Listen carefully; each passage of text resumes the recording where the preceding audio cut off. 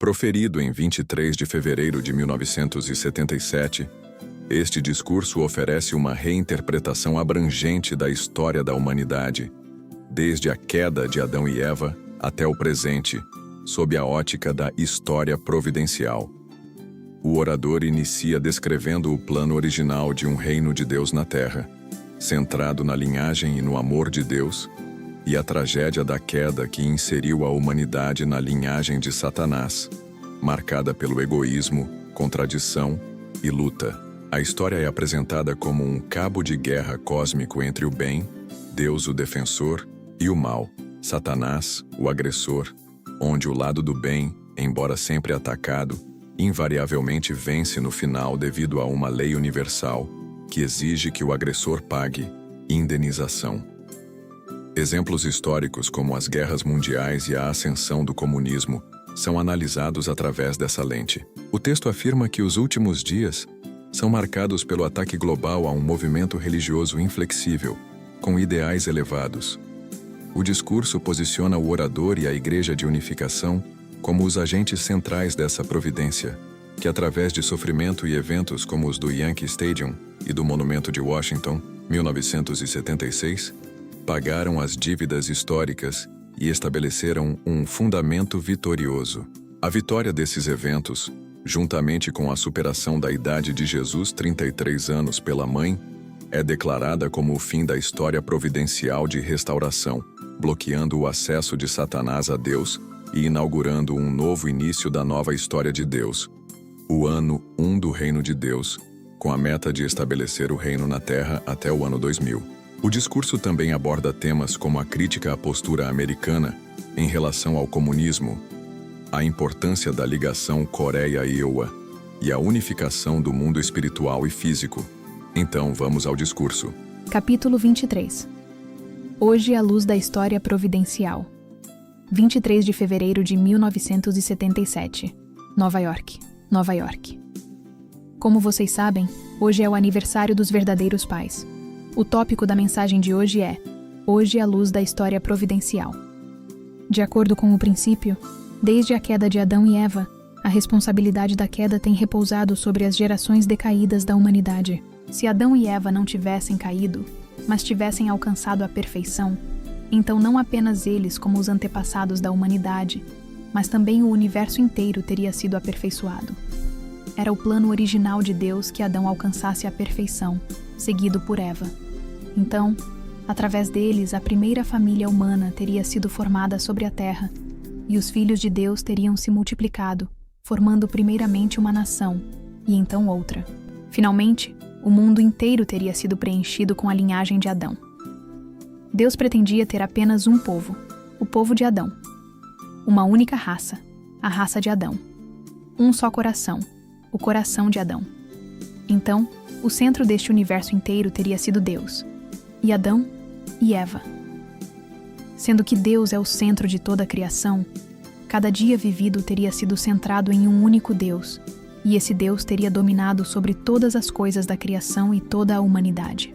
Deus teria sido a fonte de toda a tradição, história e forma de vida de toda a humanidade.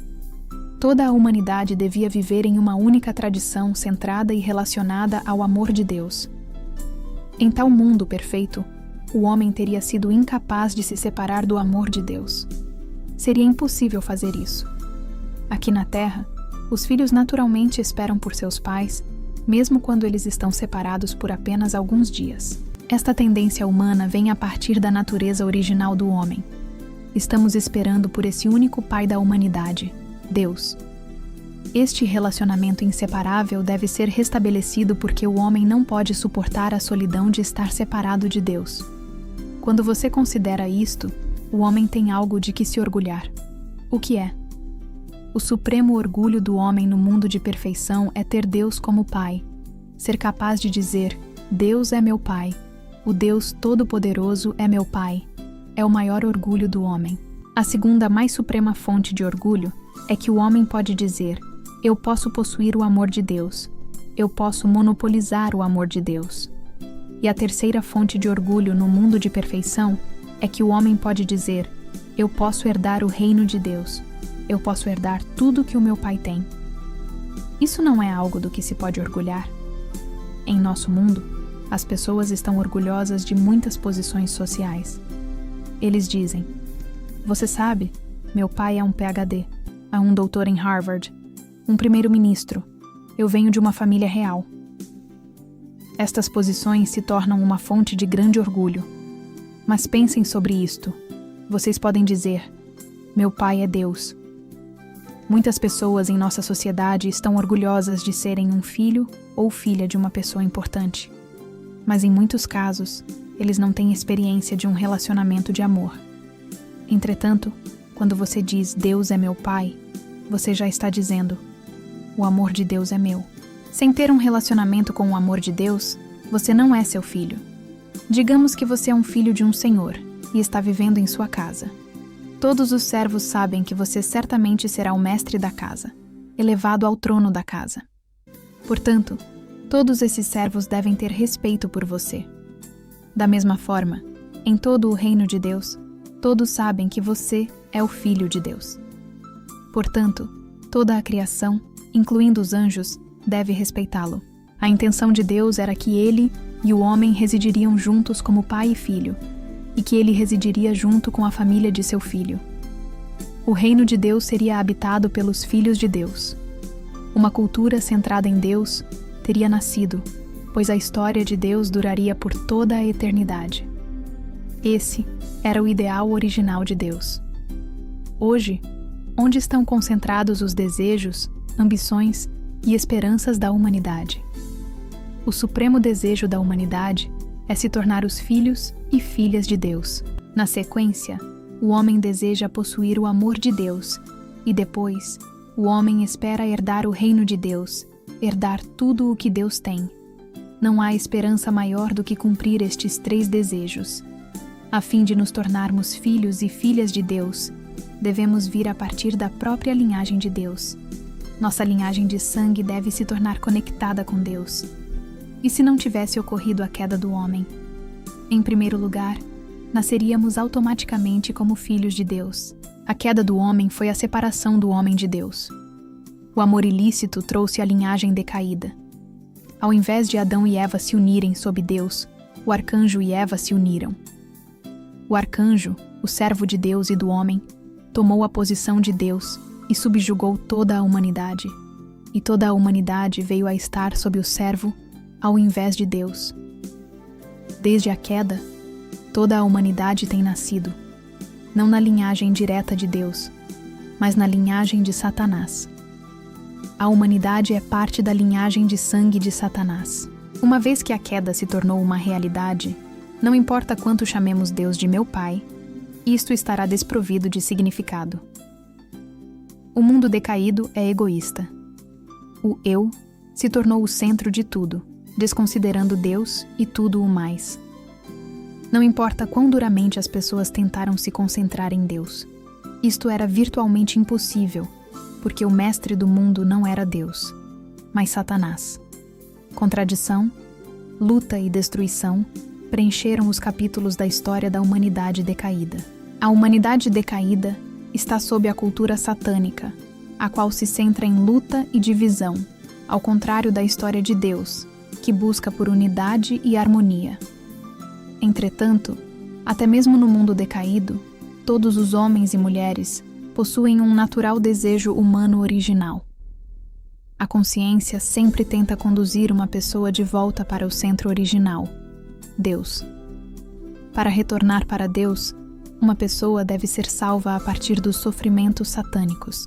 Esse é o motivo pelo qual aqueles que estão se conduzindo em direção ao ponto original centrado em Deus devem seguir através de tremendas lutas.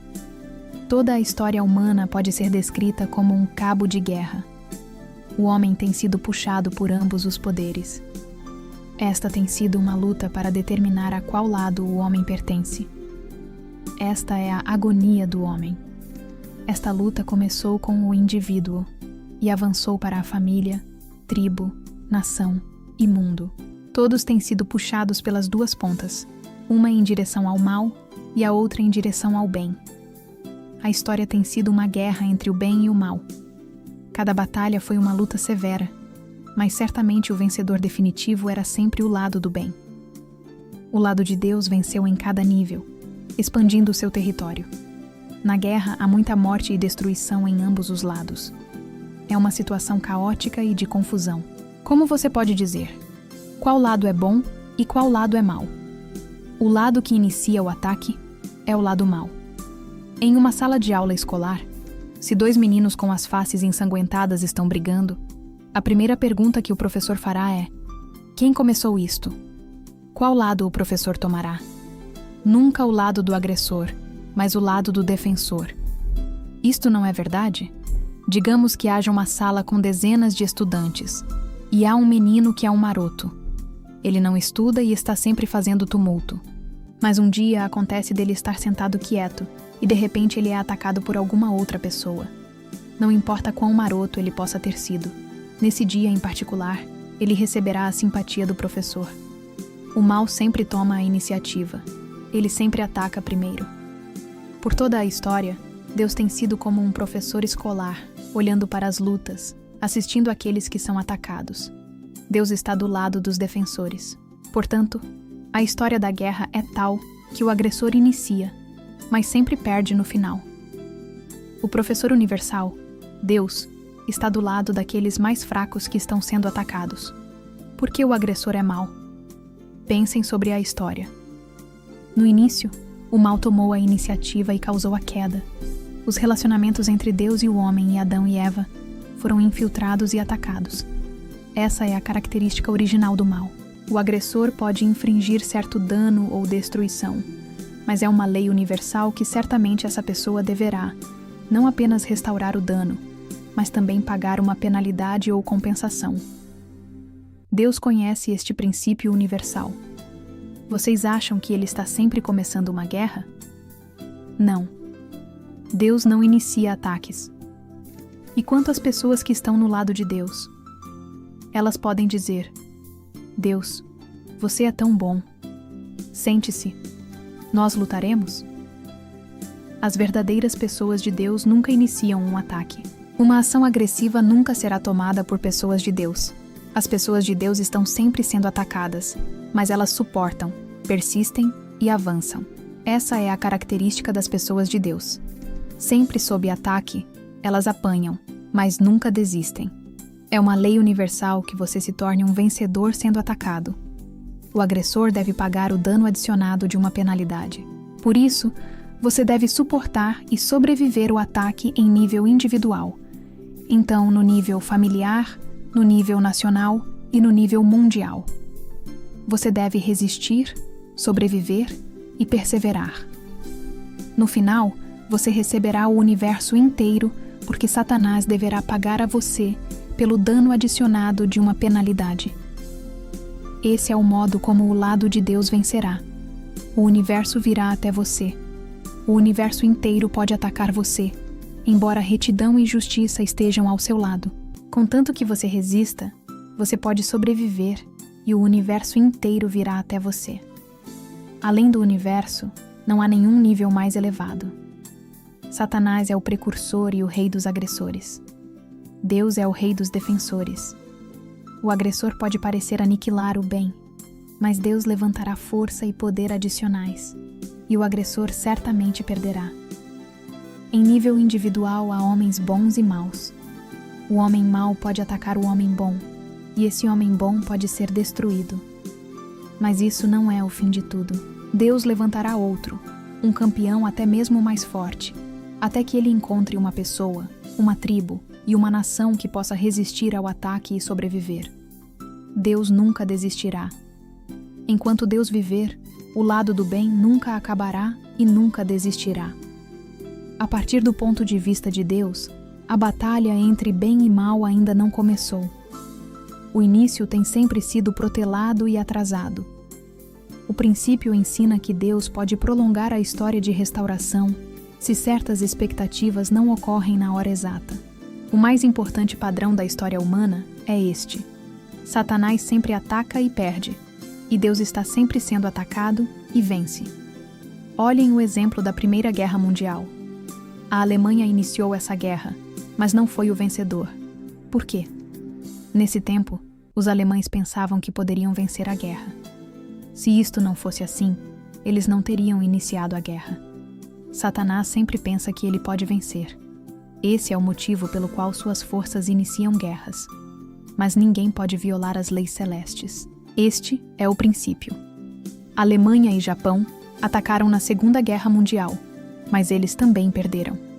Deus, o juiz supremo, estava olhando e disse: "Vocês violaram a lei universal.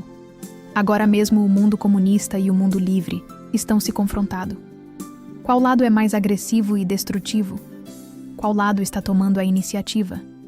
De acordo com a lei universal do princípio, os comunistas serão os vitoriosos no final. Até onde Satanás pode avançar? Isto é de grande interesse para nós. Os comunistas não podem tomar mais do que 2/3 do mundo. Em ambas as guerras mundiais, vocês podem ver que os agressores tiveram sucesso até obter 2/3 de dominação mundial.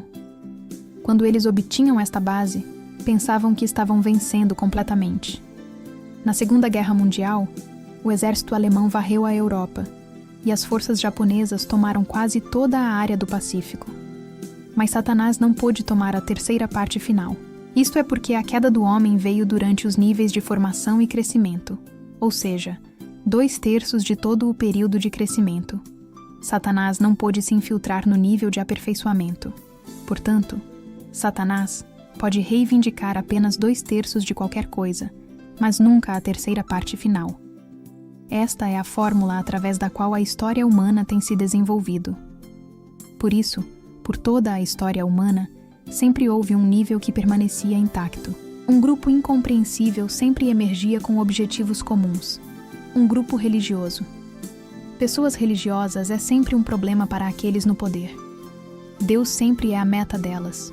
Por isso, elas podem seguir além das fronteiras nacionais, das fronteiras raciais e fronteiras culturais. Elas são pessoas impossíveis de lidar, porque o senso de julgamento comumente aceito não se aplica a elas. Por toda a história, as soberanias sempre se sentiram ameaçadas pelos grupos religiosos. Elas são pessoas com as quais é difícil tratar porque elas não podem ser controladas. Dizer, "Nós mataremos vocês", não é tratar com elas. Elas respondem, "Vá em frente, faça isso." Governos temem religiões. Portanto, enquanto novas religiões emergiam por toda a história, os governos geralmente se opunham a elas. Os governos sempre queriam liquidar as religiões antes que ficassem muito grandes. Uma nação soberana se preocupa apenas com a integridade de seu próprio território, mas as pessoas religiosas não se preocupam se um inimigo está próximo à porta. Elas poderiam até mesmo abrir a porta para o lado inimigo. Isto preocupa as pessoas que governam. Regentes de nações sempre viram as pessoas religiosas como um problema muito pegajoso. Eles tentam oprimi-las e acusá-las de todos os tipos de pecados. Vocês espionaram, vocês causaram violência, vocês causaram condutas inconvenientes. Então, qual é o lado do bem? Qual é o agressor? O governo ou as pessoas religiosas? Qual é o mal? Os regentes ou as pessoas religiosas? As pessoas religiosas e as cruzadas religiosas estão constantemente utilizando o princípio de Deus. Quando os cristãos chegaram em Roma, eles não tinham nenhuma arma. O Império Romano tinha tudo, incluindo um exército treinado e disciplinado, e os romanos atacaram mais e mais aos cristãos. Os cristãos apenas resistiram aos ataques e à opressão. Embora muitos tenham sido martirizados, eles continuaram, e após 400 anos, o Império Romano finalmente se rendeu. Sem conhecer este princípio, muitas pessoas podem reivindicar, porque o Deus Supremo e Todo-Poderoso deixou seu povo sofrer. Muitas pessoas tentam dizer que não há Deus, ou que se há um Deus, esse Deus está desamparado. Mas quando você conhece o princípio, você sabe onde está Deus. A partir do ponto de vista desta fórmula, podemos determinar qual é o período dos últimos dias. Vocês podem determinar os últimos dias pela observação da situação mundial. Primeiro de tudo, nos últimos dias, um novo movimento religioso inflexível florescerá, e o mundo inteiro tentará suprimi-lo. Não apenas um regente, não apenas um governo, mas o mundo inteiro junto tentará golpear essa particular religião e destruí-la. Quando virem este sinal, podem saber com certeza que estes são os últimos dias. Nos últimos dias haverá um grupo solitário de pessoas com o objetivo mais elevado possível. E eles serão atacados não apenas pelos povos brancos, mas pelos povos negros e amarelos também. Eles serão acusados, não apenas pelos governos brancos, mas também pelos governos negros e amarelos. O universo inteiro tentará pará-los. Até mesmo as religiões estabelecidas tentarão suprimir esse grupo. Isto não é excitante? A qual lado você gostaria de pertencer? A história não é feita aleatoriamente. A história é feita de acordo com um princípio definido, e ela nunca se desvia desse princípio. À luz disto, podemos assim ver claramente nossa posição neste mundo como um grupo solitário, contudo, com os ideais mais elevados e nobres. Não obstante, o restante do mundo está tentando nos condenar. É um grande orgulho e grande honra pertencermos a este grupo.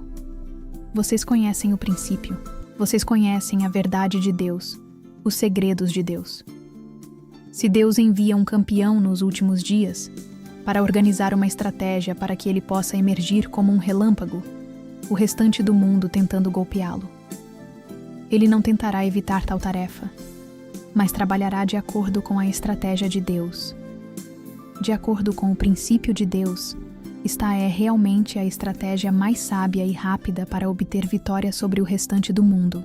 Devemos nos tornar bons relâmpagos, e assim, o restante do mundo estará inevitavelmente atraído para vir e nos golpear. Para que isso ocorra, devemos irritar o mundo. Como devemos fazer isso? Qual é a melhor maneira para irritar o restante do mundo? Tomando seu dinheiro. Eles realmente não pensariam em compartilhar algum de seu dinheiro conosco. Mas se vocês tocarem algum de seus entes amados, então todos ficarão agitados. Quem são esses entes amados? São vocês.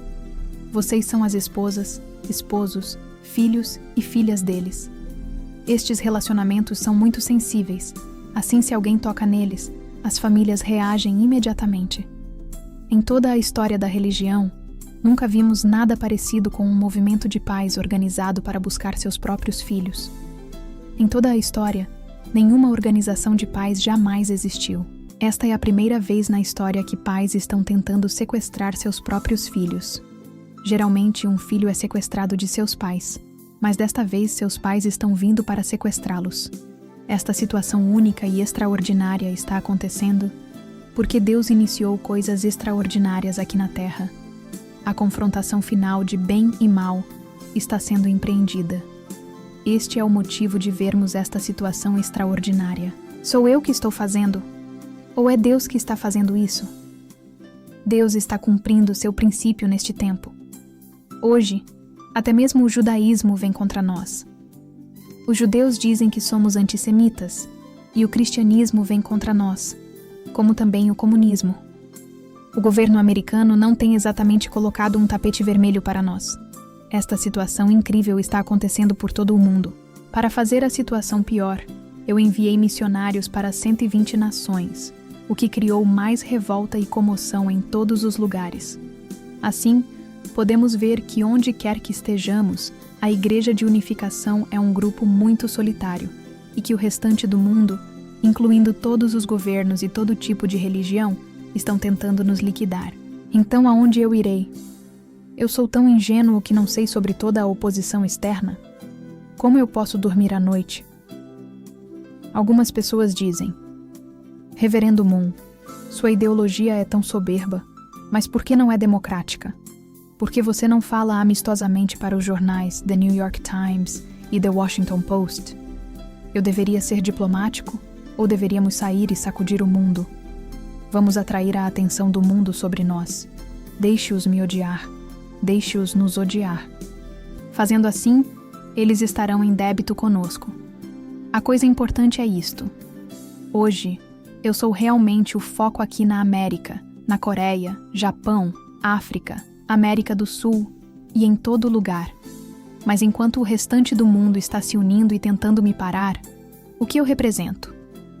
Eu represento o ideal de Deus ou o ideal de Satanás? Essa é a principal questão. Vocês dizem que eu represento Deus, mas talvez o restante do mundo dirá que eu represento Satanás. No mundo democrático, a maioria está de acordo com esta regra. Em meu caso, apenas uma minoria está dizendo que eu estou no lado de Deus. A maioria diz: não, ele é alguém do lado de Satanás. Em qual lado podemos confiar? Devemos aprender uma nova regra democrática. Uma minoria mais. Deus é a maioria. Representamos o ideal supremo dado por Deus. Enquanto Deus está ao nosso lado, somos a maioria.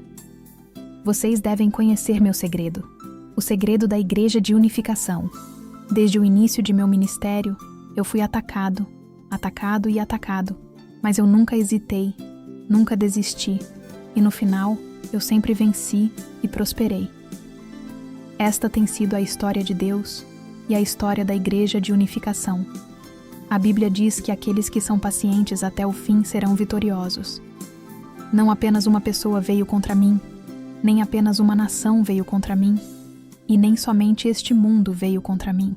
No curso de meu ministério, todo o mundo espiritual veio contra mim, e em um ponto, até mesmo Deus veio contra mim e disse: eu não conheço você. Até mesmo Deus me testou, mas eu resisti até o fim, sobrevivendo até mesmo ao teste de Deus.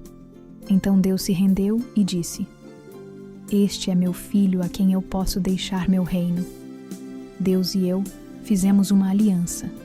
Deus disse: você é o filho que tenho buscado, aquele que pode iniciar minha história eterna. Agora você está aqui. E eu disse: eu tenho procurado pelo Senhor, e finalmente eu posso saber que o Senhor é meu Pai no céu, e eu sou seu próprio filho. Nossa aliança como pai e filho foi feita. Deus não dá facilmente o título Filho de Deus. Primeiramente, essa pessoa deve se tornar o vitorioso sobre toda a história humana. Ele deve estar em uma posição de pagar todos os débitos da história. Ele é um indivíduo raro. Deus precisou de vários milhares de anos para encontrar esse homem, e finalmente, ele o encontrou. Eu não tenho nada para me orgulhar, exceto que eu sei que Deus é meu Pai, e que eu sou seu filho. Eu tenho orgulho de estar intitulado para receber todo o amor de Deus, e que eu devo me tornar um canal desse amor. Finalmente, eu posso me orgulhar de estar intitulado para herdar o reino de Deus. Os grandes desejos humanos que Adão e Eva estavam destinados a realizar no Jardim do Éden era se tornar o filho e a filha de Deus, receber o amor de Deus e herdar o reino inteiro de Deus. Entretanto, tudo isso foi perdido pela queda do homem.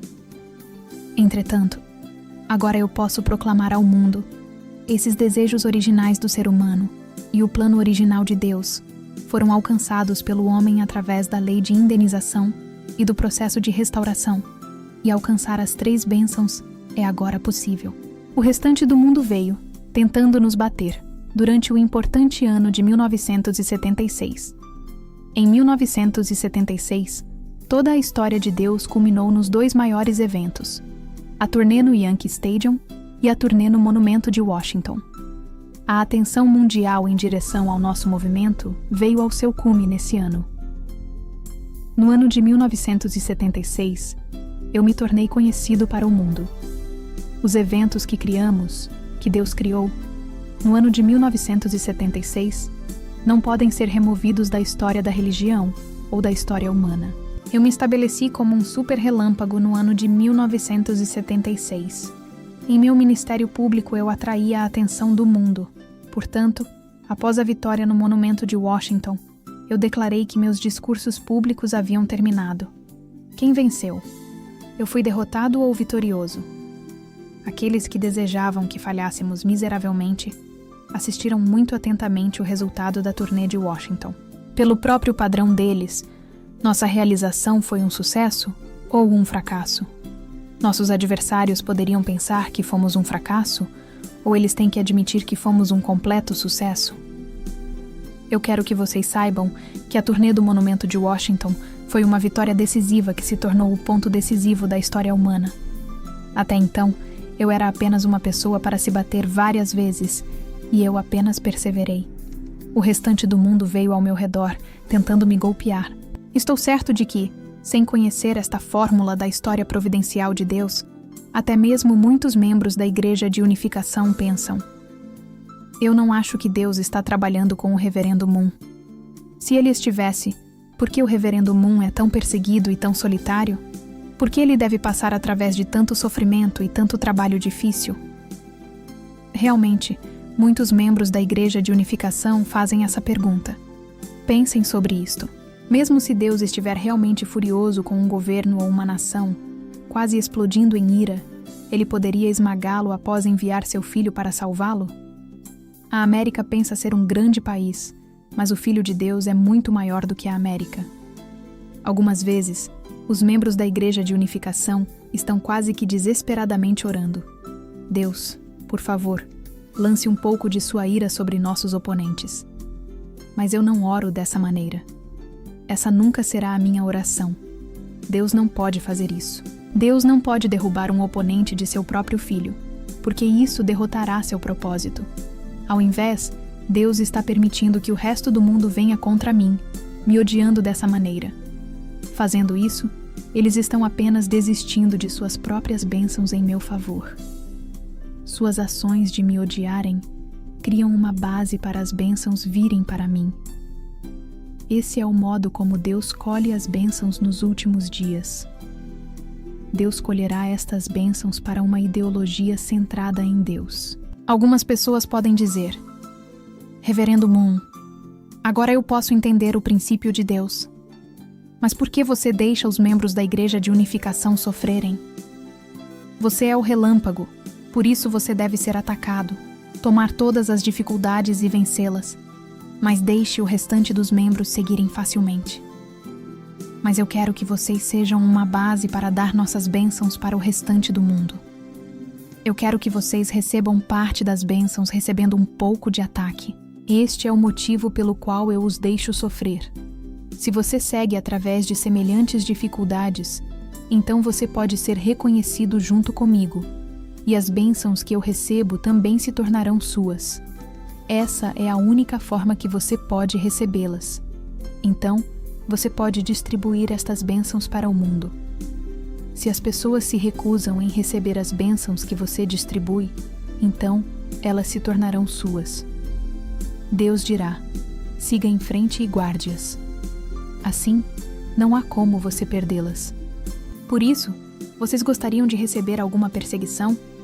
Por muito tempo, nós continuamente temos sido atacados e nunca nós viramos para olhar para nossos agressores. Mas agora chegou o momento para nós voltarmos e encararmos eles. Por quê? O tempo chegou para um tipo diferente de confrontação. Agora devemos disseminar a bênção. A menos que a Igreja de Unificação seja atacada pelo mundo inteiro de uma vez, e a menos que ultrapassemos esta colina, não podemos ser liberados. Eu quero que vocês saibam que este nível de realização não foi alcançado por ações ao acaso ou por algum capricho. Eu tenho seguido através do preciso momento de Deus, a partir do nível individual para o nível familiar, nível de sociedade, nível nacional e nível mundial. Como vocês sabem, se Adão e Eva não tivessem caído, eles teriam sido modelos ou símbolos de perfeição para todos os níveis, mas por causa da queda deles, o modelo que Deus criou não foi estabelecido aqui na Terra. Ninguém jamais viu esse modelo. Quando você lê a história do Velho Testamento na Bíblia, esta é realmente a história da falha humana. Não há muitas histórias vitoriosas no Velho Testamento. Não há muita indenização paga por todas as 3 maiores idades: a idade do Velho Testamento, a idade do Novo Testamento e a idade do Completo Testamento. Eu tive que pagar todos os débitos do passado e então expandir essa história vertical para o nível de vitória horizontal.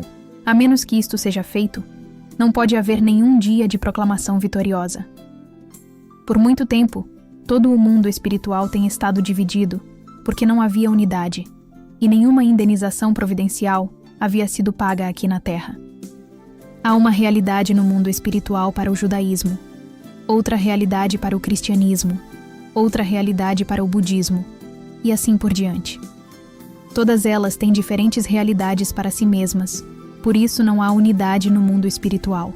Se não tivesse ocorrido a queda, o cristianismo nunca teria existido, nem confucionismo e nem budismo. Haveria apenas o adâmico, a partir de Adão. Iniciando a partir de Adão e Eva, como os verdadeiros pais, todos estariam juntos como seus galhos. Mas os verdadeiros pais nunca emergiram, por causa da queda. Portanto, toda a divisão foi inevitável. Até que os verdadeiros pais emergissem para fazer um novo início, nenhuma unidade poderia ser vista no mundo espiritual. Deus esteve trabalhando por muitos milhares de anos para criar esta única base onde Ele pode instalar os verdadeiros pais. Iniciando a partir das antigas tribos e continuando através da história nacional de Israel, e então expandindo o cristianismo para uma religião em âmbito mundial, Deus criou uma base onde esta nova providência poderia ocorrer. Por toda a história, o caminho da providência seguiu um padrão através de todos os níveis, passando pela família, a sociedade, a nação e o mundo. Por exemplo, Jacó reflete o padrão para a família, mas a bênção de Jacó não veio facilmente. Ele foi para a terra de Harã e sofreu dificuldades por 21 anos. Finalmente, ele recebeu a bênção após retornar para Canaã. Olhem para Israel. O povo escolhido foi para o Egito, onde sofreram uma indizível tragédia, e posteriormente seguiram o êxodo conduzido por Moisés. Assim, Jacó foi vitorioso no nível familiar, e Moisés foi vitorioso no nível tribal e nacional.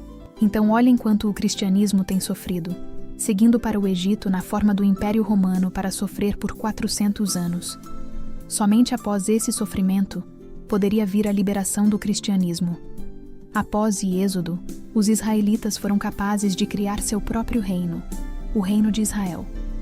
Se Jesus Cristo não tivesse sido crucificado, ele teria unido todo o território árabe com Israel, criando um reino unido de Deus em seu próprio tempo.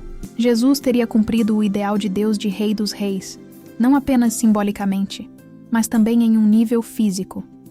O plano de Deus era que Jesus unificasse a nação de Israel e absorvesse o território árabe, e então esse poder teria absorvido a Índia e a China. Então, embora o Império Romano fosse muito forte no continente europeu, ele teria facilmente sido absorvido pelo grande reino de Jesus para criar um reino unificado de Deus. Nesse tempo, o reino literal de Deus na terra estava destinado a ser erigido. Se Jesus não tivesse sido crucificado, ao invés de seguir para o Ocidente e cruzar o Atlântico para a América, o cristianismo teria seguido outro caminho para a Índia, a China e o Oriente, e então sobre o mundo ocidental. Entretanto, por causa da crucifixão, o cristianismo fez uma volta de 180 graus e se moveu em direção de Roma, da Inglaterra, da América, e então voltou para o Oriente. Hoje, a América é o modelo de nação cristã. Ela é o fruto da cultura cristã de todo o mundo cristão. Hoje, a América está na posição do segundo Israel. O primeiro Israel era os judeus de 2000 anos atrás. O segundo Israel aqui na América é uma assembleia cosmopolita de todas as pessoas do mundo, todas as raças juntas, unidas em uma única nação. Entretanto, embora todos estejam simbolicamente reunidos na América, a completa unidade espiritual e física nunca foi vista aqui. O amor de Deus ainda não está balanceado. O movimento de unificação se tornará o espírito da América e unirá o coração da América. Devemos unir os corações de todas as pessoas e de todas as raças. Queremos derreter seus corações juntos em unidade e harmonia. De acordo com o princípio, a fim de indenizar o passado, devemos primeiramente criar o ambiente. Hoje, a América é o ambiente para a nova providência. O Messias não poderia vir novamente para Israel.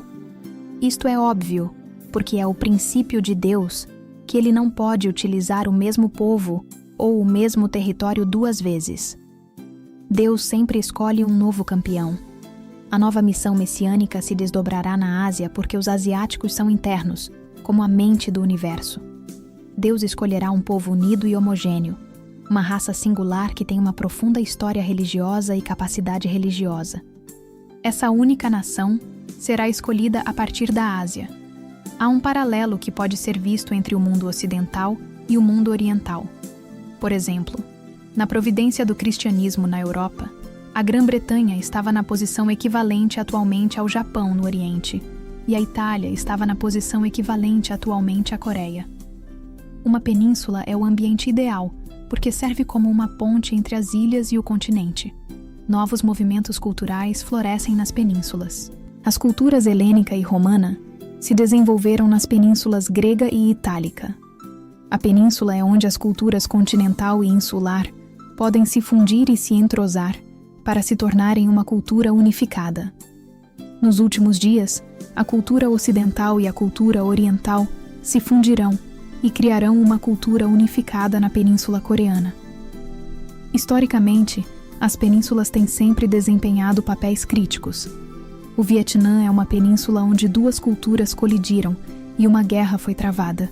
Antes da Segunda Guerra Mundial, a Coreia havia sido anexada por outra nação e perdeu sua soberania, mas após a guerra veio sua liberação. Agora a Coreia é uma nação na Ásia que a América não deve abandonar. A América desistiu de muitas outras na Ásia, como o Vietnã, por exemplo. E agora há muita conversa sobre a nova administração retirar as forças armadas da Coreia. Isto não traria sorte para a América. Por razões providenciais, a América deve manter sua posição na Coreia. Grande bênção está vindo por causa desta ligação entre os Estados Unidos e a Coreia. Se esta ligação é rompida, a América será profundamente abalada. Durante a Segunda Guerra Mundial, as forças contrárias a Deus do Japão e da Itália foram destruídas pelas forças aliadas. Essa vitória foi um presente de Deus para a América. A América assumiu o papel como o servo de Deus, retendo a custódia sobre todas as propriedades de Deus. Era a vontade de Deus que a América guiasse todas as terras no mundo que estão do lado de Deus. A América não deve abandoná-las, particularmente para o comunismo. Essa certamente não é a vontade de Deus. O estabelecimento das Nações Unidas, um símbolo de governo mundial, estava dentro da vontade de Deus. Entretanto, Deus queria que a América tomasse a iniciativa na liderança mundial e criasse uma organização das Nações Unidas sem a interferência das forças contrárias a Deus do comunismo. Após a Segunda Guerra Mundial, a América continuamente recuou da responsabilidade mundial.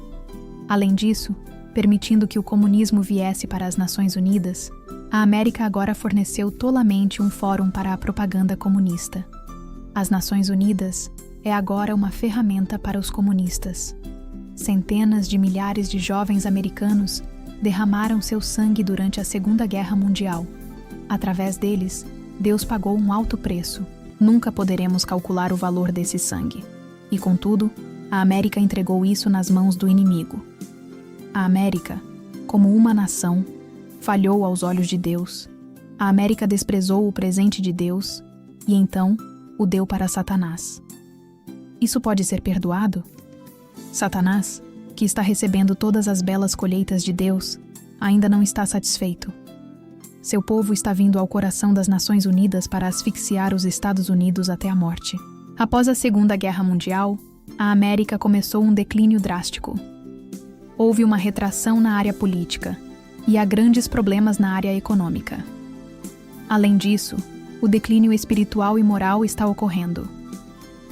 Por 2000 anos, o cristianismo esteve evangelizando prosperamente por todo o mundo. Mas durante várias décadas, a cultura cristã, particularmente neste país da América, está verdadeiramente se esmigalhando. O declínio está acontecendo rapidamente.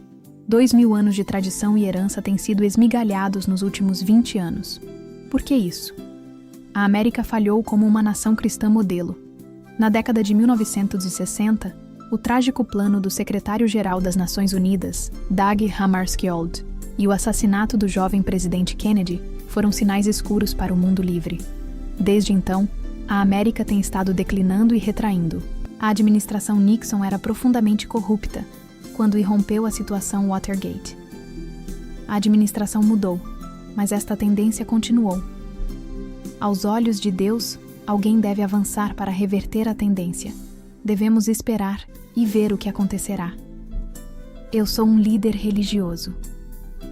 Eu falei durante os assuntos do Watergate porque eu queria mudar essa crise nacional e unir a consciência nacional da América em um espírito cristão. Eu sabia que esta crise do Watergate traria vantagem apenas para os comunistas. Quando a América estava paralisada pela situação Watergate, os estudantes comunistas estavam inundando os campos universitários. Por exemplo, em uma universidade de Colômbia, em plena luz do dia, panfletos e livretos de propaganda comunista estavam sendo distribuídos.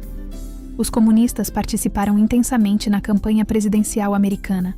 Eles estavam tentando influenciar as eleições, para empurrar alguém que avançaria sua causa. Aqui em Nova York, em frente de nosso próprio Centro Mundial de Missões, houve uma manifestação da esquerda por Carter. Os esquerdistas estão interessados em Carter como um homem? De modo algum. A administração Carter deve estar muito, muito cautelosa e alerta, porque há um grupo de pessoas anti-americanas que olha para a situação e empurra para ele, pensando que ele pode trabalhar para a vantagem deles. Na presente administração, os direitos humanos é um assunto muito importante. Isto é muito bom, mas como a administração estará lidando com os violadores dos direitos humanos? Na Coreia do Norte, cerca de 3 milhões de pessoas foram exterminadas pelo regime comunista de Kim Il-sung. Na China, sob o regime de Mao, mais de 150 milhões de vidas foram tomadas. Durante a Revolução Bolchevique e o regime comunista que se seguiu na União Soviética, mais de 70 milhões de pessoas foram exterminadas. O jornal New York Times relatou que no Vietnã, cerca de 600 milhões de pessoas já haviam sido exterminadas. Por isso, quem realmente está violando os direitos humanos? Os comunistas não apenas violam os direitos humanos, eles violam as vidas humanas. O Congresso está falando sobre a corrupção coreana e a situação intrigante. Mas pensem sobre isto. O que a Coreia está fazendo é provavelmente nada comparado ao que as nações gigantes do mundo estão fazendo, tentando influenciar o Congresso americano. Até mesmo nações amistosas foram envolvidas na pressão, como Israel, Inglaterra, Alemanha e Japão.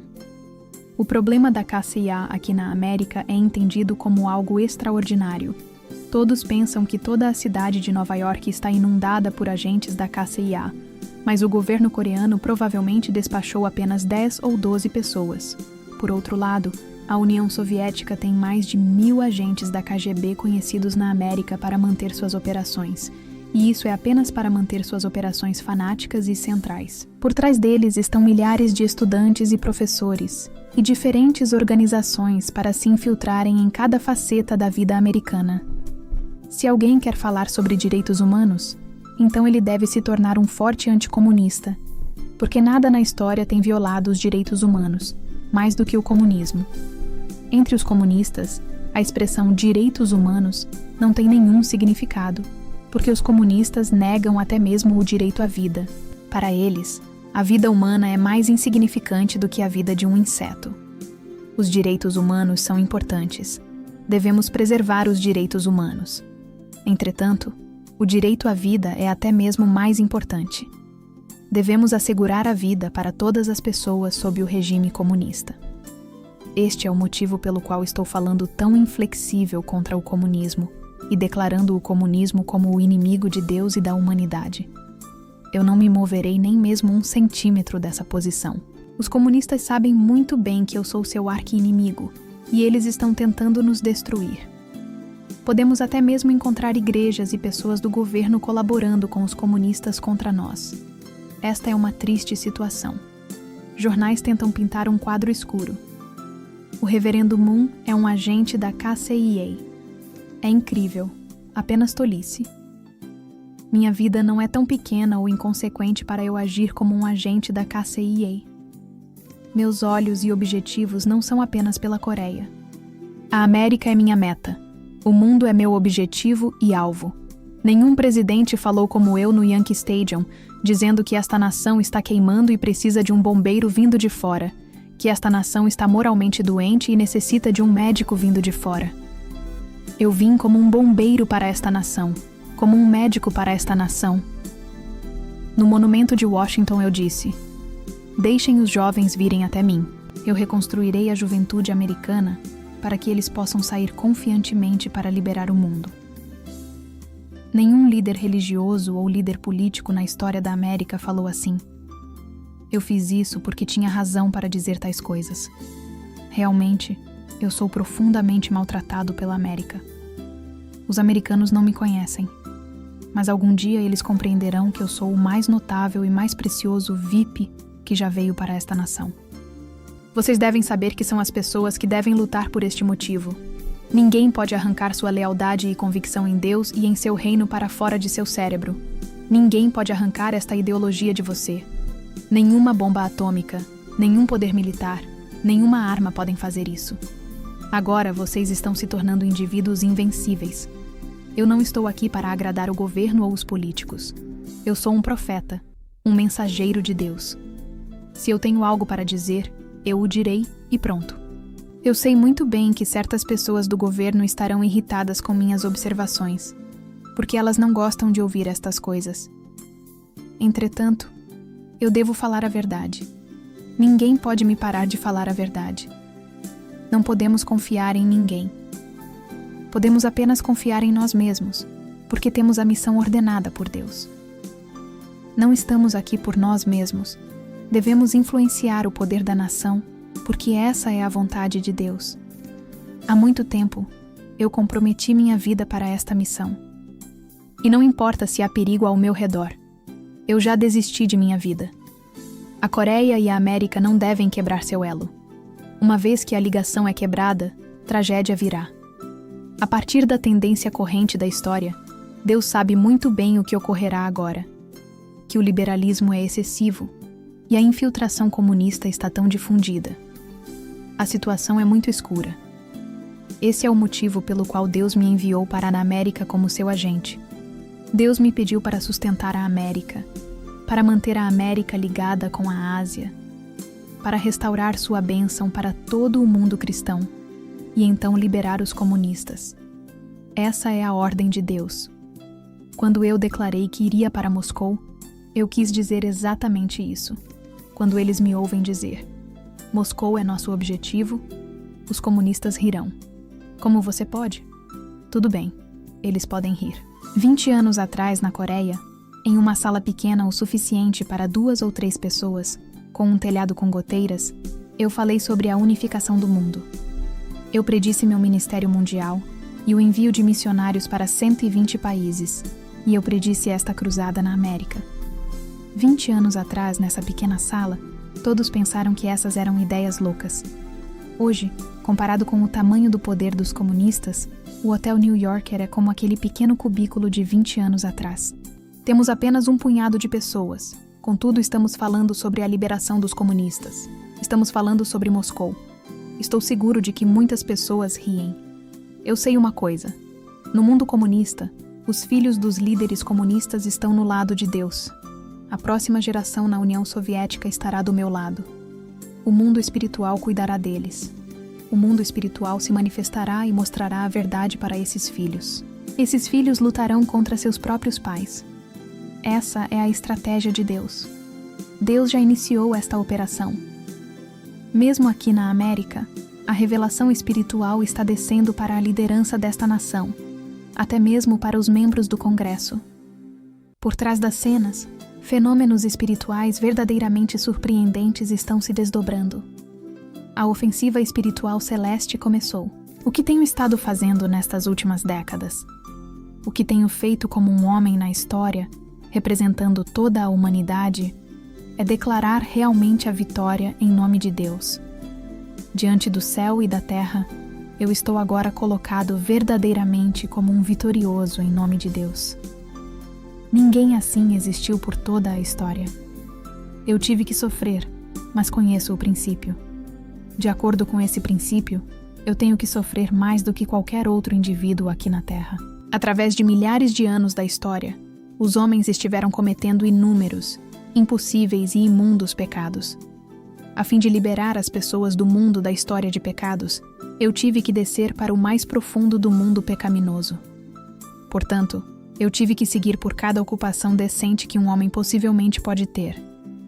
Há somente uma coisa que eu não experimentei, que é a vida militar, porque eu não queria atirar em ninguém, à exceção de matar uma pessoa Eu experimentei todas as situações na vida humana. Uma vez eu fui como um mendigo e dormi na rua. Eu sei o que um mendigo sente em uma noite fria de inverno, dormindo ao relento. Eu fui um operário, um fazendeiro, um trabalhador das docas, um esportista, um homem da montanha. Eu fui um mineiro escavando carvão. Não há nada sob o sol que um homem centrado em Deus possa fazer, que eu não tenha provado. Por quê? Porque eu queria derramar uma fina linha de vida em cada lugar onde esses pecadores pudessem estar, em todos os caminhos da vida humana, para que eles pudessem ter uma corda para escalar e alcançar Deus. Eu fui através de dificuldades não apenas por causa do povo coreano. Sendo que eu vim para a América, eu devo encarar muitas dificuldades por causa dos ocidentais. As pessoas brancas, as pessoas amarelas e as pessoas negras, todas juntas, têm tentado se separar de mim. O movimento americano traz dinheiro para mim ou eu trago dinheiro para o movimento? Eu sou um pai. E até mesmo mais do que os pais no mundo secular, eu me preocupo com dinheiro para vocês. Uma pequena nação como a Coreia sempre esteve tentando obter um pouco mais de auxílio militar e econômico dos Estados Unidos, tentando espremer mais um pouco dinheiro. Mas eu sou o oposto. A partir da Coreia, eu vim para este país, colocando tudo o que eu tenho, meu zelo, coração e alma, na América. Assim, não importa o que o povo americano diga, minha consciência está limpa. Eu quero estabelecer a condição de que, como um pai, eu verdadeiramente dê tudo para todos os filhos do mundo. Eu quero comprar casas para eles, para os americanos, para os sul-americanos, os africanos e os europeus. Eu quero ser um pai para todas as raças de todas as terras no mundo. Eu obterei esse dinheiro. Eu não dependo de sua economia. Eu quero que vocês cuidem de si mesmos e de suas missões. E enquanto isso, eu trarei do céu as bênçãos e partilharei delas com todos vocês. Por exemplo, nosso Centro Mundial de Missões não foi comprado com o dinheiro de suas restaurações materiais. De jeito algum. O edifício Tiffany e a sede da Rua 43. Nenhum destes grandes investimentos reais vieram dos recursos americanos. A igreja americana está sempre no vermelho e eu devo subsidiar vocês. Vocês não sabem disso. Ou sabem? Os jornais não dizem que eu estou trazendo meus recursos para ajudar a América. Eles conhecem isto, mas não escrevem sobre isto. Eu quero me tornar um homem único. Eu experimentarei e realizarei tudo o que um homem está destinado a fazer. Verdadeiramente, eu tenho feito tudo o que um homem pode fazer, sem limitação. Minha aparência é agradável para vocês? Normalmente os homens têm quadris pequenos, mas ao invés, eu sou bastante pesado nessa região. É porque eu tenho intestinos e força. Nos tempos da escola secundária, eu fui um campeão de luta coreana. Agora eu sou como uma rocha e ninguém pode me derrotar. Eu posso falar com certeza, e eu posso ser muito artístico em caligrafia. Eu posso completar um volume inteiro de literatura em uma noite. Quando eu estava ensinando na escola dominical, eu era muito popular entre as crianças. E todos até ficavam loucos por minhas narrativas centradas em Deus. Eles ficavam fascinados e eu poderia seguir contando por horas. Eu também posso expressar muito através de minha face. No mundo da literatura, eu posso captar os conceitos das grandes obras-primas dos grandes escritores. Na prisão comunista na Coreia do Norte, todos eram meus amigos, como meus seguidores de certa forma. Todos gostavam de mim porque eu entendia as pessoas e preenchia suas necessidades. Quando estávamos juntos, eles esqueciam suas fadigas, seus sofrimentos e suas angústias como se a primavera tivesse chegado. Quando eu vou para uma região de agricultura, eu sou um grande amigo dos fazendeiros, porque eu falo a sua linguagem. Eu instantaneamente me torno o mestre da fazenda. E todos dizem: por que você não entra e fica para a ceia? A história sempre tem um fluxo central, como o curso principal de um rio. Mas em nossa história, o lado do fluxo estava totalmente bloqueado. Agora estou limpando esse caminho bloqueado para que a água da vida possa fluir. Eu sou aquele que está trazendo de volta à vida todos os afluentes da história humana. Eu tenho a convicção e a determinação que posso fazer qualquer coisa que o homem pode fazer. Como um líder religioso, eu estabeleci meu critério o mais elevado possível. Os grandes líderes espirituais da história alcançaram certo nível, mas também houve muitas grandes falhas. Eu queria seguir da maneira mais elevada possível e restaurar todas as falhas dos homens. Eu fiz isso. No mundo espiritual, não havia livre circulação. Todos estavam bloqueados em compartimentos. Eu queria fazer com que todos os rios fluíssem a partir do mundo espiritual para o mundo físico e a partir do mundo físico para o mundo espiritual. Agora, todas as barreiras estão quebradas e tudo pode fluir, como a circulação no corpo humano. Por toda a história, houve afluentes para o nível familiar, o nível tribal, o nível nacional e o nível mundial. Eu iniciei a partir do topo e segui através dos bloqueios entre eles para que a água pudesse fluir. Por muito tempo, cada religião tem seguido seu próprio fluxo.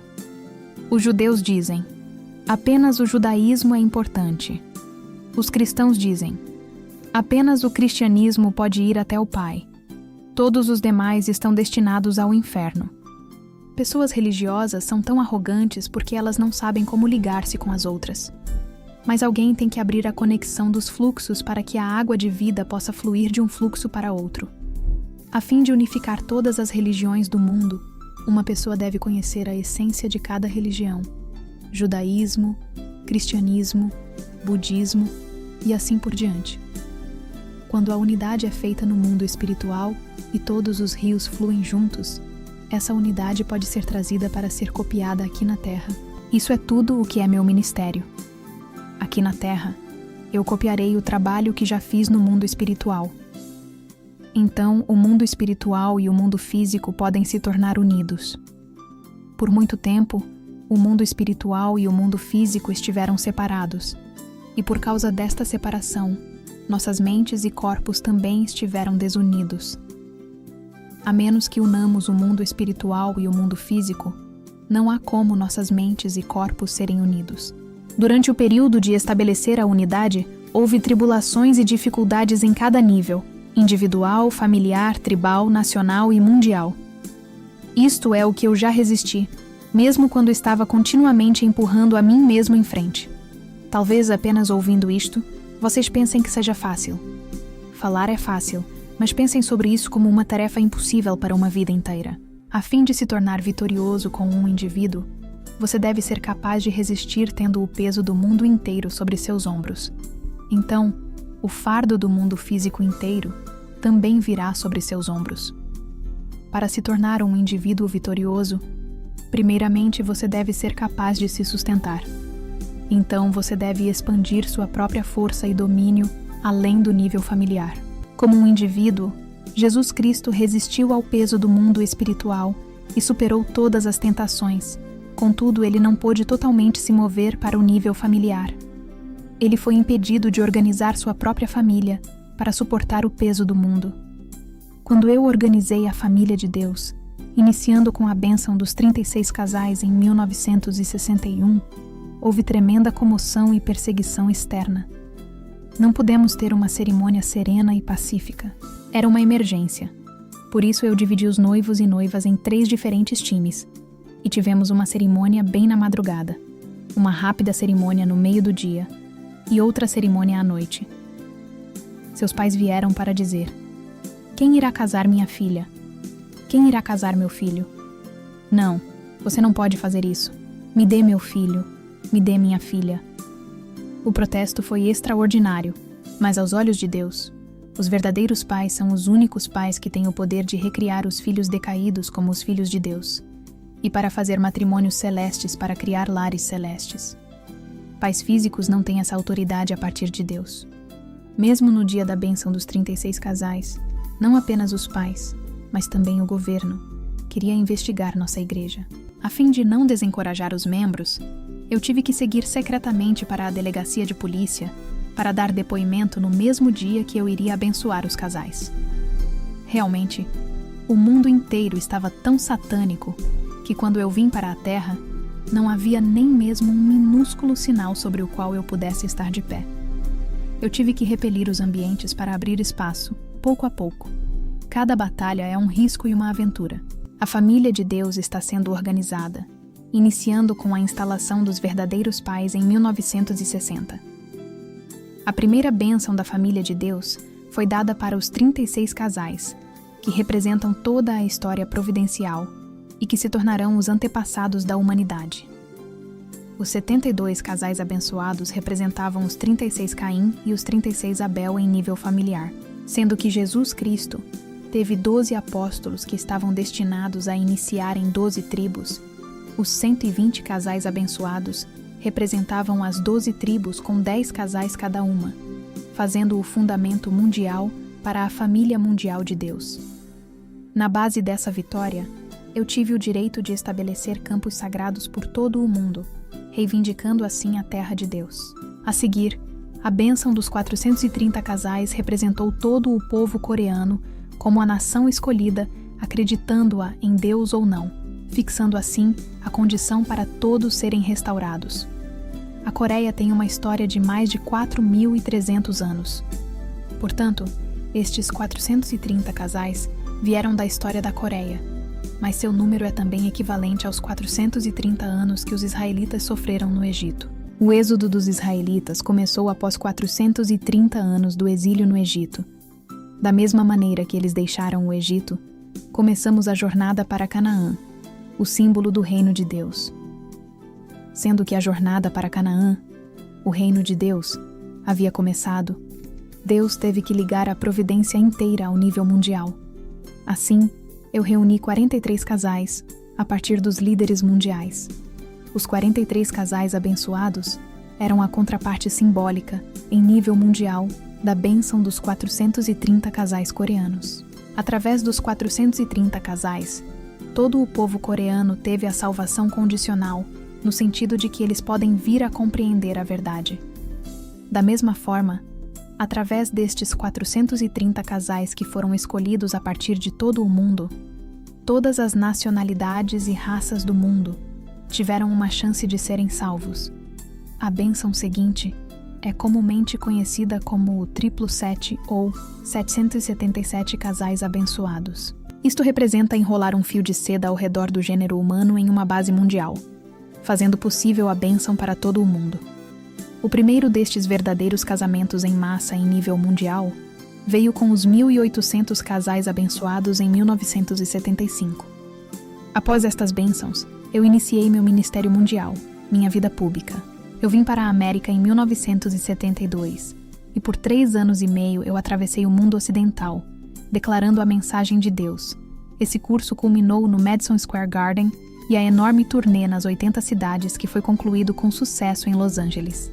Durante este período da turnê do Dia da Esperança, eu recebi várias centenas de proclamações, cidadanias honorárias e cartas de apreciação dos prefeitos das cidades, dos governadores e pessoas proeminentes do mundo. Eu acho que nenhum indivíduo na América recebeu tantas proclamações em elogio por seu trabalho. Porque a América inicialmente me recepcionou. A perseguição que recebi na Coreia pôde ser restaurada.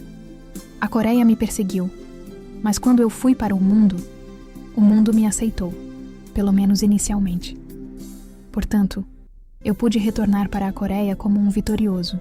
Nesse tempo eu trouxe um presente para a Coreia. Não um presente material ou um presente de dinheiro, mas o mais precioso presente possível do mundo ocidental. Jovens ocidentais, membros da Cruzada Internacional por um Só Mundo. IWC. Eu estabeleci o fundamento vitorioso na América, no mundo ocidental. Então, ao trazer o fruto real da vitória, eu retornei para a Coreia com jovens do mundo ocidental como representantes do mundo cristão. Espiritualmente, o fundamento vitorioso foi estabelecido. E sobre esse fundamento eu retornei para minha terra natal. Por quê? Jesus Cristo foi crucificado 2000 anos atrás devido à opressão e perseguição da nação e do governo daquele tempo. Juntos, os líderes nacionais de Israel e o governo romano crucificaram Jesus. A fim de liberar essa tristeza, essa indenização, eu tive que retornar para a Coreia, desta vez com glória. 2000 anos atrás, o judaísmo estava na mesma posição do cristianismo de hoje, e o movimento de Jesus estava na mesma posição atual da Igreja de Unificação. Eu criei o mesmo padrão de circunstâncias em nosso tempo. Neste ambiente, a América estava na posição do Império Romano. A América me deu o sucesso inicial e me recepcionou como alguém portador da verdade do cristianismo. Quando eu voltei para a Coreia com centenas de jovens, o governo coreano, na posição de Israel, me recebeu bem ao invés de se opor a mim. Indenização e restituição foram pagas. 2000 anos atrás, o judaísmo se uniu com o governo para ir contra Jesus. Mas neste tempo, o governo se colocou do lado da Igreja de Unificação, quase empurrando as igrejas estabelecidas para o lado. Na Coreia, havia um confronto físico entre a Igreja de Unificação e as igrejas cristãs. Começando a partir de Pusan, eu iniciei uma cruzada em todas as maiores cidades. Foi a primeira vez que eu falei publicamente para o povo coreano. Em Pusan, Daegu, Daejeon, Seul, e em cada cidade havia um confronto. O IOWC funciona muito bem. As pessoas vinham como nuvens. Não havia nem mesmo como todas as pessoas entrarem.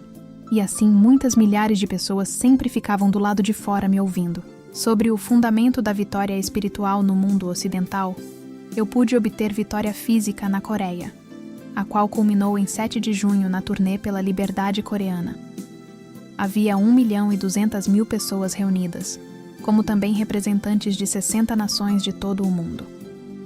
O governo nem mesmo poderia sonhar em criar este tipo de turnê. Esta foi uma vitória estabelecida em nível nacional. Ao invés de me crucificar, os coreanos vieram e elogiaram meu sucesso.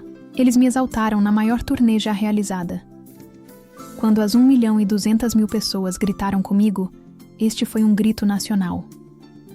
Os 60 representantes nacionais que vieram de todas as partes do mundo estavam ligados à vitória física nacional da Coreia ao voltar para suas próprias nações. Por causa disso, eu pude sair novamente da Coreia para uma nova cruzada. Após a vitória espiritual no mundo ocidental, eu obtive a vitória física na Coreia. Sobre o fundamento destas vitórias espirituais e físicas, eu voltei para a América novamente para dar o empurrão final providencial no ano de 1976. Foi um ano histórico dramático, o mais extraordinário ano na história de Deus.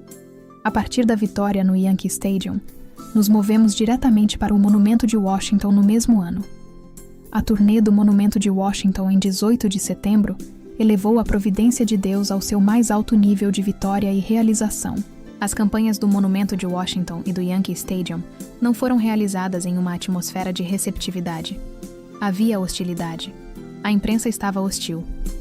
Como eles sabiam quem eu era, e porque podiam pressentir o impacto, eles estavam tentando bloquear nosso trabalho de qualquer forma possível. Sendo que a vitória no Monumento de Washington foi obtida sob essas condições adversas, ela foi até mesmo mais valiosa e vitoriosa. Os 40 dias da campanha em Washington foram equivalentes aos 40 dias do ministério de Jesus após a ressurreição. Somente após a vitória daqueles 40 dias, Jesus pôde ascender ao céu. Da mesma maneira, eu consumei minha missão física aqui na Terra, através dos 40 dias da campanha em Washington e através da obtenção da vitória na turnê no Monumento de Washington. A vitória da turnê do Monumento de Washington foi o mais significante evento na história humana e na história de Deus. Por essa vitória, as portas do céu foram abertas e todas as barreiras foram derrubadas. Um intercâmbio de águas de vida iniciou entre o mundo espiritual e o mundo físico. Todos os compartimentos separados foram abertos para que a água pudesse circular. Esse foi o efeito trazido pela vitória no Monumento de Washington. O mundo espiritual foi liberado. As barreiras foram derrubadas e elas não existem mais. Agora, os espíritos podem livremente vir para o mundo físico e participar em nossas cruzadas aqui na Terra. Mesmo se eu for para o mundo espiritual, a missão não irá parar. Minha missão está consumada. O propósito divino de Deus foi realizado. Com esta vitória, eu declarei o 4 de outubro de 1976 como o Dia da Vitória do Céu. Este foi um dia muito especial. No dia da vitória do céu, Deus verdadeiramente obteve sua histórica vitória. Esta é a alegria da terra. Não há questões sobre isto. Portanto, Este também foi um dia de alegria para a mãe e eu. Um dia de alegria para as famílias abençoadas. Um dia de alegria para os membros e toda a Igreja de Unificação ao redor do mundo. O 20 de fevereiro de 1977, no calendário solar, é equivalente a 3 de janeiro de 1977, no calendário lunar. Portanto, em 20 de fevereiro, o ano de 1976 estava completamente superado em ambos os calendários. O ano da vitória havia completamente sido consumado, e o ano de alegria e felicidade havia começado. Mas eu sabia que certos casais dos 777 e 1800 casais haviam quebrado a bênção. Alguns haviam falhado e fugido, enquanto outros ainda ficaram obedientes a mim. Estas foram tragédias pessoais sofridas pelos 777 e 1800 casais. Sendo que eles também deveriam estar felizes, mas não podia sob tais circunstâncias, eu fiz uma providência especial para reuni-los de todas as partes do mundo e abençoá-los novamente. Esta foi a bênção emergencial que ocorreu em 21 de fevereiro, exatamente aqui no Centro Mundial de Missões. Portanto, eu estabeleci todas as condições para todos serem felizes. O céu está feliz. A terra está feliz. Deus está feliz e os verdadeiros pais estão felizes. Todos os membros abençoados estão agora felizes. E todos os membros da Igreja de Unificação estão felizes. Toda a felicidade e alegria podem ser desfrutadas por todos. Portanto, hoje, após essa bênção, todo o cosmos celebrará este dia, 6 de janeiro de 1977, pelo calendário lunar, não apenas como o dia do aniversário dos verdadeiros pais, mas também como o dia histórico em que começa uma nova era. Vocês sabem que o aniversário da mãe e o meu realmente são no mesmo dia? Nós não arranjamos desta maneira. É o mesmo de nascimento. Além disso, hoje a mãe estará superando seus 33 anos. Ela está agora com 34 anos. Jesus Cristo não pôde superar a idade de 33 anos. Ele queria celebrar seu 304º aniversário com Deus. Mas ele não pôde por causa da crucifixão. Agora a idade da mãe irá superar esta idade de 34 anos. Ela irá além da idade no nível de Jesus de 33 anos. Por isso, hoje é até mesmo um dia mais importante. Deste tempo em diante, Satanás não tem direito para fazer acusação ao trono de Deus. O céu não permitirá isto. Porque Satanás pôde até mesmo fazer acusação ao trono de Deus? O universo originalmente pretendido por Deus devia ter Deus no centro, com Adão, Eva e o arcanjo, unidos como uma unidade. Nesse mundo, ninguém teria acusado o outro. Não teria havido oponentes ou adversários nesse mundo. Se alguém tivesse se oposto a tal unidade e harmonia aperfeiçoada, ele teria sido expelido. Esse é o princípio. Entretanto, ao invés de se unirem com Deus, Adão, Eva e o arcanjo chutaram Deus para longe, se separaram e criaram um mundo decaído. A humanidade caiu abaixo do nível do arcanjo, que estava como uma barreira entre o homem e Deus. Por isso, Satanás sempre tem estado na posição mais próxima de Deus e pode falar com Deus. Ele sempre pôde acusar as pessoas diante de Deus, porque Lúcifer era o arcanjo-chefe. Os bons arcanjos Miguel e Gabriel não puderam intervir. Embora ele fosse decaído, Lúcifer ainda era chefe. Os membros juniores não podiam falar nada. Lúcifer foi arrogante, confrontando diretamente Deus por toda a história decaída. Durante esta história decaída, Deus pôde apenas tratar com o mundo decaído, porque não havia outra escolha. Não havia mundo sem pecado ou aperfeiçoado com o qual ele pudesse tratar. Portanto, Deus não tinha escolha, mas tratar com o arcanjo decaído e a humanidade decaída. Os verdadeiros pais vieram para estabelecer o indivíduo aperfeiçoado e para expandir o território do verdadeiro Adão. O verdadeiro Adão tinha que primeiramente criar seu próprio pequeno lugar na terra e então expandir seu território para um nível familiar, um nível tribal, para um nível nacional e um nível mundial. Ao confrontar Satanás, ele obteve território. E de repente, Deus tinha uma alternativa. Havia 2 mundos, a partir dos quais ele poderia escolher. Quando esta batalha ocorreu? A confrontação em nível mundial entre o mundo satânico e o mundo do Adão aperfeiçoado ocorreu na turnê do Monumento de Washington. Esse é o motivo pelo qual ele foi tão significante. Agora, Deus tem uma escolha. Ele agora tem seu filho, Adão, na Terra. Além disso, há também uma Eva aperfeiçoada aqui na Terra. E uma família de Deus, uma tribo, uma nação e um mundo. Simbolicamente, eles estão todos estabelecidos. Sendo que Lúcifer é decaído, a verdadeira posição de arcanjo está agora sendo preenchida por Jesus Cristo. Tomando o papel do arcanjo no mundo espiritual, Jesus havia se unido com Adão e Eva aqui na Terra e com Deus. Através dessa ação, todas as 4 partes haviam se unido pela primeira vez na história. Jesus está reinando no mundo espiritual como o líder espiritual, e os verdadeiros pais estão liderando o mundo físico. Portanto, o mundo espiritual e o mundo físico estão finalmente unidos com Deus. Esta é a única realidade aperfeiçoada que Deus esteve buscando edificar por 6.000 anos. Satanás não pode se aproximar de Deus por 6.000 anos. Antes da queda, Satanás desfrutava de uma posição de proximidade com Deus. Mas a unidade entre o verdadeiro Adão e Jesus Cristo criou um novo mundo, empurrando Satanás para o lado. Por isso, o arcanjo decaído, Satanás, não pode mais vir para falar com Deus. Quando ele tenta falar com Deus, Deus dirá para ele: vá primeiro através dos verdadeiros pais. Não venha diretamente até mim. Leia o princípio. De acordo com o princípio de criação, você está no papel de servo. Adão é meu filho, e você está destinado a obedecer a meu filho. Não venha para mim diretamente. Eu não verei mais meu servo. Se o arcanjo vem para Adão e Eva, então os verdadeiros pais dizem: se você quer enviar uma mensagem para Deus, primeiro você deve nos obedecer. Você deve voltar para a sua posição original antes da queda. Então o arcanjo não seria mais Satanás. Sendo que Satanás sabe que o verdadeiro Adão e Eva nunca mudarão, ele tenta seguir através de Jesus no mundo espiritual.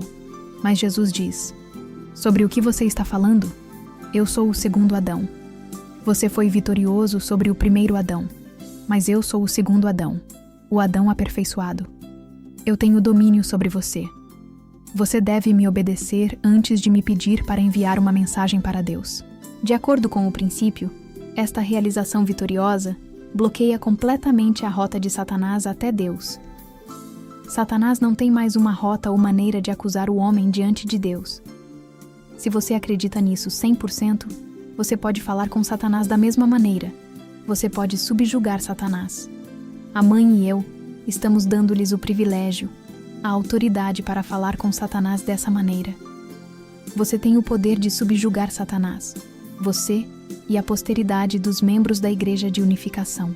O tópico desta mensagem é: hoje, à luz da história providencial. Estou declarando a vocês que a partir de hoje, toda a história providencial terminou. Está completa. Todas as condições de indenização pela história foram conhecidas e pagas por completo. A partir deste momento em diante, quanto mais oposição encaramos, mais vitórias conquistaremos. Não seremos prejudicados ou atacados. Qualquer perseguição, sofrimento ou pressão que o mundo externo nos imponha será retornado para nós como uma quantidade igual de bênçãos. Isto não é indenização. Nós vamos obter o território de Deus de volta para Ele, centímetro por centímetro, até o ano 2000. Venceremos fisicamente, substancialmente, e cada dia de trabalho acumulará o que todo esforço contribuirá, centímetro por centímetro, para o reino de Deus a partir deste momento até o ano 2000. Embora o mundo satânico esteja atacando, isto não avançará muito. Somos o grupo, somos o poder, somos a força que está avançando. Satanás está nos chutando, mas ele está retraindo. Ao menos por 2000 anos devemos completar a realização do reino de Deus aqui na Terra. Hoje, proclamemos verdadeiramente o dia da liberação. Vou conduzir 3 gritos. os mais significantes e vitoriosos gritos de toda a história. Façamos dessa maneira. Estes 3 gritos incluem a vitória de Deus, dos verdadeiros pais, de todo o mundo angélico, do mundo humano e até mesmo do mundo satânico. Eles trarão a liberação de todos os 5 níveis. Estes são 3 gritos de vitória para liberar os 5 níveis mais significantes, a partir de Deus até o mundo satânico. Este é o novo início da nova história de Deus. Portanto, este é o primeiro ano do Reino de Deus. Ano 1 do Reino de Deus.